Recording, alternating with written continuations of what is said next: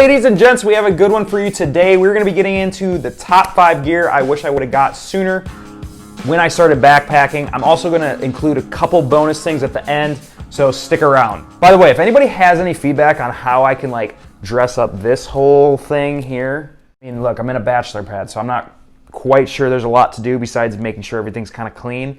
But to dress up the studio, give me some comments below. Number 1 is a long-handled titanium spoon. A long-handled spoon, why the hell does that make my list? Think about when you have a mountain house, or even if you just have like a little tin cup or whatever. When you have like a regular spoon, you get your hands all grubby and you got stuff all over your hands are sticky, and then you gotta try to lick them off because you don't wanna waste food, but then that's probably not the most sanitary thing. This allows you to just go boom, dig in, put it in your mouth, don't get stuff all over your hands. I can't believe I actually haven't lost this yet, but I love this item. Prior to this long-handled spoon, I was rocking those colored spoons from REI.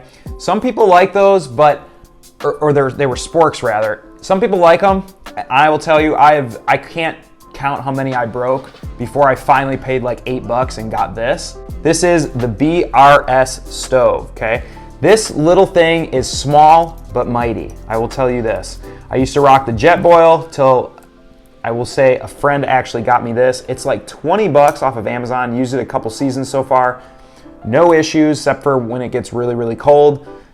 Replaced my whole Jetboil system with just this little piece of flame. Next piece of gear is this Climate Insulated Static Vlight. I used to, again, rock like a closed cell phone. And compared to this is way lighter, takes up way less space. It's got a ton of R value as well, and has really never done me wrong. And it's cheaper than those Thermarest pads and just as good. There's just as much R value, and it's even a little bit wider. This is such a good bargain piece of quality gear. Next, we got my Western Mountaineering Ultralight sleeping bag. This may or may not have been a stimulus check buy. It was, but totally worth it. If you are spending like 30 some nights a year in the wilderness, having a quality bag is going to pay dividends. Just think of it as you're paying for a nice hotel room.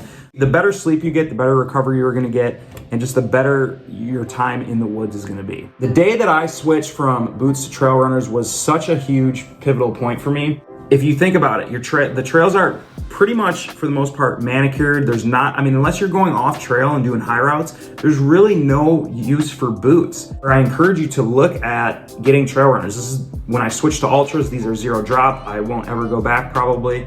I love that platform and the wide part of the shoe here where it lets your feet splay out. It's just more of a natural position.